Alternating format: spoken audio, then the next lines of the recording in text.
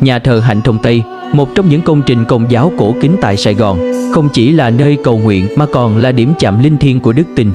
Bên trong nhà thờ, những thánh tích quý giá được lưu giữ và trưng bày cẩn trọng, gồm mảnh dạm gỗ thánh giá thật, mảnh vụn đá từ mộ Chúa, thánh nhang Chúa trên khăn thánh Veronica, cùng mảnh xương của các thánh tử đạo. Mỗi thánh tích đều mang một ý nghĩa sâu sắc, nhắc nhớ người tín hữu về tình yêu cứu độ của Thiên Chúa và niềm tin kiên vững của những người đã hy sinh vì đức tin.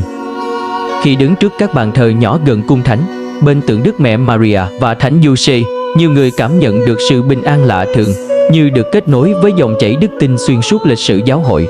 Đây là nơi để mỗi tín hữu lắng động tâm hồn, cầu nguyện và tìm lại sức mạnh tinh thần giữa nhịp sống tất bật.